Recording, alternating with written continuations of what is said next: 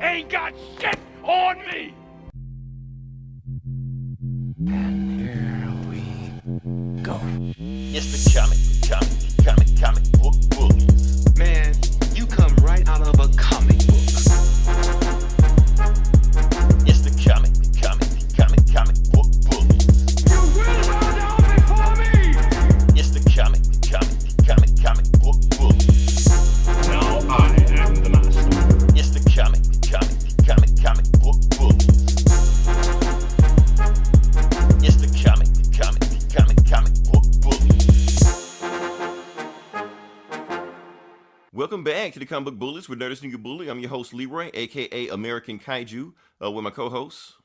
Yeah, this is Eli, aka Gamera. Deep cut. I think I kind of messed up that first part of it. Anyway, let's just jump right into this bad boy. Just want to say, what are we going to start off with first? Yeah, we are starting off with, okay, we're good. We're starting off with the greatest versus match of all time. And that is the Isley Brothers versus Earth, Wind, and Fire. That happened later on the night. I was like, man, that is awesome. I was like, I never thought that was going to happen. Eli, it was 4 hours. It was the Snyder Cut. I wasn't expecting that. I don't know what you mean. I don't know what you're talking about. I know. That's okay. That's okay. The folks that know what I'm talking about know what I'm talking about. Awesome. It was anyway, awesome thing going on tonight. Steve Harvey hosted it. This week award tonight, he was in a purple suit. Some people saying that after the versus match, he was going to go fight Batman. So, I don't know, I guess. So, yeah. So, that was cool. Oh, also, even though it's no longer Easter, we do want to say happy belated Easter. So, yeah, there you go. Like I said, we're just going to just flow through this show as fast as possible because we have a lot of topics to get through. Plus, one big topic we want to get to. Like I said, we're going to talk about King Kong versus Godzilla. We're going to talk about comics, obviously. I want to talk about some video game news. So let's just breeze on past that. So first thing, what I want to do is talk about, before we get to that, something else happened here, Eli, in Jackson. So something actually happened in Jackson. Okay. Yeah. And that was actually, Bruce Willis is in town. So really? Did you go meet him? Not yet. I haven't met him yet. So that's why I'm going on a podcast now to kind of put the feelers. Like I'm pretty sure this is going to get to him. Since he's in town and he's getting the culture of Jackson, Mississippi. So Bruce, since I know you're listening, if you're looking for some good food, go to Bailey's. Go all the way down the street. Go to E&L's Barbecue Shack. Really? Don't go on Tuesday. That's when they don't go. They got a different cook there. And if you want the best chicken in town, go to the gas station Exxon on High Street. Don't go on Wednesday there. They have a different person there also. So, yeah, that's all. Eli, I want to meet him because I might want to, audition for one of his movies, be one of the black guys he like beats up and shit, for information. Does he still beat up people? His stunt doubles. Somebody he was in that Death Wish movie, wasn't he? Killing people left and right. Oh, that's right. He was. Remember the one that got all the controversy and shit? So, yeah. What do we got here? Big monster fight. Hell yeah. 616 man. It is coming. What do we got here? It's slowing down already. Let's see what we got. Chicken at the gas station. You are underestimating chicken at the gas station. The chicken at the gas station is the best chicken you can possibly get. Don't underestimate it. So, but of course you got to know which gas station to go to and which one not to go to. So, yeah. That being said, can we move right into it? Like that's all I got. I was just flying through those hot pieces. We can get down to the okay. Yeah. Okay, so everybody came for the big monster fight. We're gonna talk about the big monster fight. So first thing we're gonna talk about is, let's see if I can get there. TV, movie. Nope, not that. Oh shit! I forgot about that. We may or may not get to it. It just depends on where we go. We'll see how this goes. Okay, so yeah, we watched a movie. We watched Godzilla versus Kong. First thing I want to know, Eli, how did you watch it? Did you watch it on HBO? I watched it on the TV. On the TV? Wow. So you didn't, because theaters are starting to open back up now. I did actually consider going and seeing it. I actually looked at the seating and all that stuff, but there was a lot of people going. From what I understand, this is breaking box office records, like COVID box office records. I mean, post-COVID, because everybody's talking about how much it's beating, Wonder Woman at the box office, but nobody went to the movies when Wonder Woman was at the box office. It was like peak COVID hours around that time when Wonder Woman hit. Nobody was trying to die for Wonder Woman, you know. Yeah, and I'm still a little weary. I was looking at the seating, and they were pretty. The theaters were pretty crowded. I'm like, I don't know, especially in my state. Cases are starting to rise again. You got these variants and shit. So even though I got vaccinated, I got both my shots now. I'm still a little weary. My kids haven't been vaccinated yet, so I could still like bring it home and shit. So okay, because they're saying if you've been vaccinated, they're saying you can travel wherever you want to go. You know. Yeah. So yeah, I'm still a little iffy on, you know, hanging out in a fucking closed room with a bunch of people that I don't know. So so yeah, I just watched it at home. Okay, that's the same thing I did also. Like I said, Eli, I know you're the Godzilla, you know, King Kong monster verse expert that we have on the scene right now. So before you go, and I'm gonna let you get your shit off, and I'm gonna let you take the floor. I just want to say what I thought about the movie, and then we just kind of go from there. Because, like I said, I am a novice. I am a filthy casual, so I can only just say what I got from it. So, I watched the movie at home. I feel like this is a movie that should be watched in the theater. Yeah. Now I know everybody's saying, "Oh, I don't have to go to the theater because I had this big surround sound with the 5.1 surround and blah blah blah," and it's cool. I'm glad you got that. I don't have that.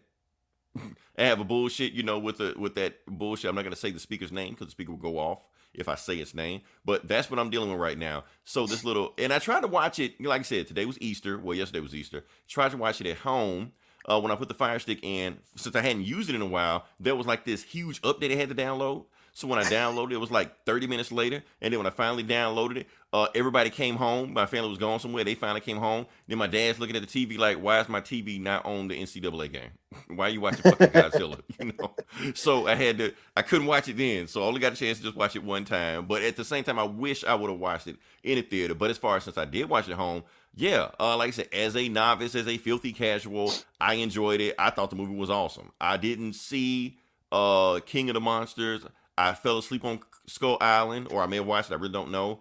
Honestly, because that first one that came out put such a bad taste in my mouth. I was like, fuck these whole movies. But this one was awesome because they did what I wanted these movies to do. They focused on the monsters. As far as like the main storyline with the humans, stuff like that, I gave no shits about what the humans were doing. I know there was a plot. I know it was a story. I did not care. I don't know any of their names. I was hoping when are they going to die? So when the movie went further and further and it just started focusing on King Kong and Godzilla, they pretty much became the background people. All they did is pretty much just do narration, like Jim Ross in WWE, my God, he's broken in half, all that shit, he's got a family. That's all they were there for, just, giving That's all they're there for. No, that's what they're supposed to be there for. Yeah. But for some reason, they try to make them the focus, and I don't give a fuck what they're doing. So as long as they're just there just to commentate on what's going on, I'm cool with that. And the fights between Godzilla and King Kong, if that's what you came to get, they give it to you. And there is a clear winner. Spoiler alert for those who haven't seen the movie. 3, 2, 1. Godzilla clearly wins this fight. Like, it's basically, you could say it's like they fight 3 times, Godzilla wins twice. And the first time, very convincingly. Like I said, I was going like, what the hell can King Kong do with Godzilla? I mean, it's Godzilla. And, especially in the water. Right, in the water. It's like, what can he do? And it's exactly what you think. Nothing. There's nothing he can do with Godzilla. Of course, half of the plot, through the mid-third of the second act is for a way for King Kong to deal with Godzilla. I thought it was pretty cool. But neither one of them are the main bad guy. Like I said, there's another bad guy on top of that. Spoiler alert. Mechagodzilla, which the internet already spoiled that shit anyway because they just know this stuff. So all that was there. And I'm trying to think. As far as the humans, now I didn't mind them too much on the Godzilla side. I hated the humans on the King Kong side. The humans on the King Kong side irritated the fuck out of me. I was like, you guys are boring. You were dragging out a movie. Get away from you so we can get back to whatever we're doing, or have King Kong or Godzilla, one of them eat you, one or the other. Other than that, I don't care. But yeah, that's all I got. That's all I got. Awesome movie. I'm gonna give it a 4 out of 5. I'm gonna give it a 4 out of 5 because, like I said, good, strong. If you're looking for visuals, it gives it to you. I'm pretty sure there is a plot, deep lore, mythology. I did not care, so that's my thing. So, all right, Eli, I'm gonna let you have it. You can take the floor, whatever you got. Go balls deep into this as much as you want to go. All right. I thought it was okay. I guess I enjoyed it. Oh, wait. You saying I like this movie better than you did? Probably. What? Oh, hell no. um, I I liked it more than King of Monsters. I was really No. disappointed in King of Monsters, so maybe my expectations were a little low on this one, and maybe that's why I enjoyed it more. Um, but yeah, I mean, when they gave us the monsters, that was cool. The monster battles were cool. The action was cool. The ending fight, King Kong, slapping the shit out of Mechagodzilla at the end with his with Kong Mjolnir and all that shit. That was cool. The monster action was cool. Um, and yeah, I mean, and that's what you're there to see. Yeah, you don't really care about the plot. Humans are secondary. You don't really give a shit what's going on. They're all these monster movies that basically have the same theme of these monsters are representative of some sort of science gone wrong or technology gone wrong, a warning against humanity, and these monsters wreak havoc on the planet over some is sort of punishment for human error. And that's kind of what the themes are in all these big monster movies and this one too. And that's all there, and that was all fine. And yeah, for the most part, I was into it. The Easter eggs were there. This plot followed pretty much one of the old callbacks to one of the older 90s Godzilla movies from the Heishi era, where they build Mechagodzilla out of DNA from Ghidra or Ghidorah. Which it was Ghidra all my life until like 3 years ago, when I guess the correct pronunciation is Ghidorah. So that plot is from an old 90s Godzilla movie where humans, and originally Mechagodzilla was aliens built them, But then as these movies went on, they retcon every generation. They retcon these movies, and they start over. Sometimes Godzilla's a good guy, sometimes he's a bad guy, and in one of the movies, humans built Mechagodzilla back in the 90s when they were trying to capitalize on Power Rangers, Power Rangers and Voltron and stuff like that. So the humans created the G-Force or the Japanese Defense Force or whatever, like a secret army to combat Godzilla, combat monsters.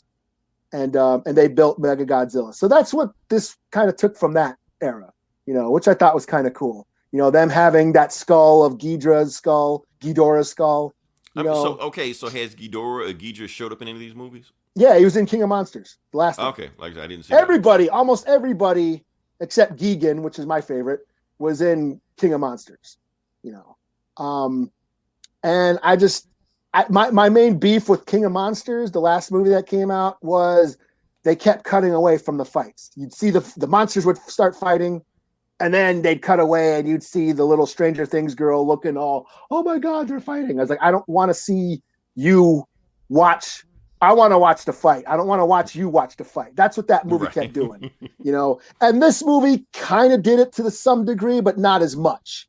We did have those shots I didn't feel it. I didn't feel it like they cut away. It was there, but not as much. It was, they did focus more on the monsters, but there were those shots of people looking, the underground point of view, perspective of humans watching these big monsters. I actually like that, as long as it's not overdone.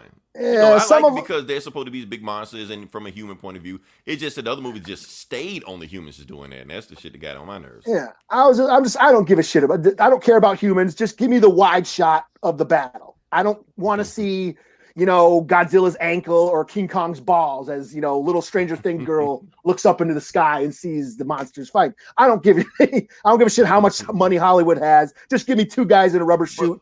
And that's another thing about it, because Hollywood is trying to do everything they can to make these actors the next big thing. So since they know everybody's going to see this big ass monster movie, it's like, who do we have on the table that's we could push to be a big thing. The Stranger Things girl, Paperboy from Atlanta. I always get pissed off anytime I see an Atlanta actor in any big Hollywood movie because they could be giving us a season 3 right now. But no, they want to be too busy making money.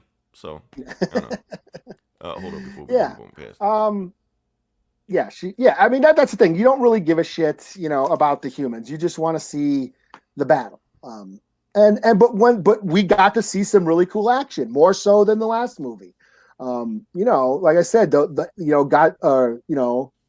Mechagodzilla getting his ass beat, them tag teaming on Mechagodzilla at the end was cool, Kong having those, throwing hands, if they weren't on the water, if Kong wasn't confined to that aircraft carrier, he would have slapped the shit out of Godzilla, but at the end, they fought without Godzilla's atomic breath, and Godzilla still beat the shit out of him.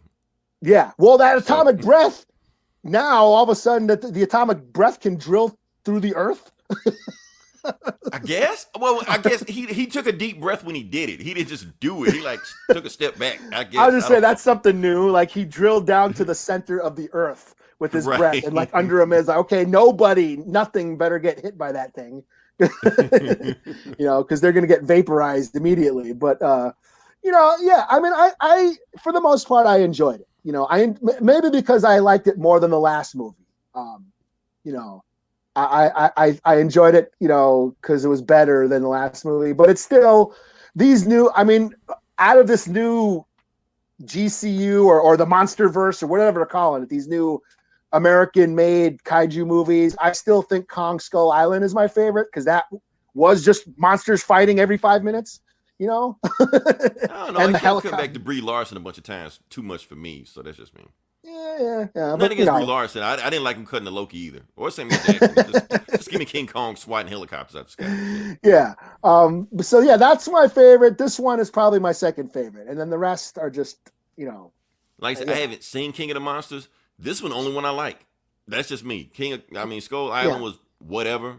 Yeah, I hated the first one. So the first one was The second, I'm an old school fan. Just give me the old school Japanese movies, Because I feel like they didn't overthink it. They kept the plot as simple as possible. King Kong was minding his own damn business.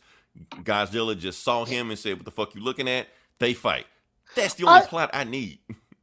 I do like the themes that they were talking about in this movie. I do like that Kong sort of represented this, the natural world, nature and humans considered. No, Peter Jackson's Kong was a pussy. Okay, let's talk about Peter Jackson for a second. We're going to disagree on that one. If you delete the first hour of the Peter Jackson movie, because it's a 3-hour movie, the last 2 hours, awesome. But actually, if you delete the first hour and the last hour and just focus on when they're on the island, that's awesome. Okay, I go with you on that. But the third hour is pretty awesome too, with him scaling the building and shit like that. Where he's ice skating and shit. Kong is ice skating on the fucking. But that second hour was the best. Yeah. Yeah. But no, I like the fact that in this movie, Kong was like part of the natural world. He represents sort of like nature, and then civilization encroaching on nature and fucking it up, and basically taking, colonizing his island and throwing him on the res. That's what they basically did in the Kong in this movie.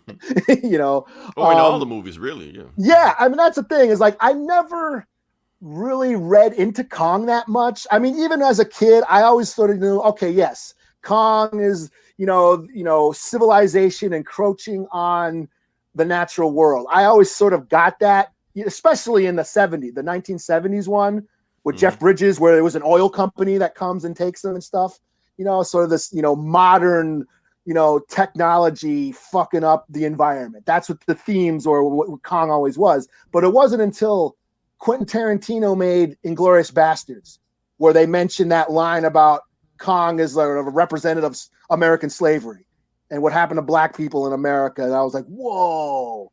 Honestly, I think every black person kind of just saw that, which I think why a lot of black people don't like King Kong, But then there's that horror noir, that documentary about black people in horror movies, and they like go really deep into like the racial undertones of the original King Kong movie, and I was like, whoa, I never thought of that. So I was like, wow, that goes pretty deep. You know, say anything about the white woman taming him and stuff like that? Yeah. Okay. Yeah. How Kong is like basically ripped away from his home, brought here in chains, put on display, and then gets fucked over. You know, once he gets here. You know, yeah. I mean, I that my mind was blown after hearing that theory. So yeah, but then Godzilla was always a warning. He was always a warning against, you know, human technology, against science gone wrong. That's Godzilla was always, because monsters are always a representation of something, always a metaphor for some sort of human fear or human era, you know. And you know, and Godzilla was always, you know, he's a natural disaster, you know, spawned by human fuck ups, you know. And that's sort of there here, you know. I did enjoy that. I did like the little subplots of, you know, they kind of went Lovecraftian in this movie, where they're titans instead of, you know, like, you know, Lovecraft, they're elder gods, or, you know, the ancient ones. But in this movie, they're titans. Was that a thing before, or was it something they just always called them the Titans? Or? That they're calling them titans in this series, in the American, with the Monsterverse, and this new, yeah, they're called titans. But that's derivative from the old Japanese movies. There was always an ancient, like the ancient society that worshipped Mothra, that worshipped Megalon, that worshipped, you know, I forgot Peter Jackson's Kong and Jaguars. Yeah. Yeah. But like I said, his part doesn't matter because he didn't show up in the second hour anyway. So yeah. Yeah. Yeah, but there was always some ancient, you know, people that worshiped these monsters as gods and stuff. And that was going on in this, because that's another thing that Kong was.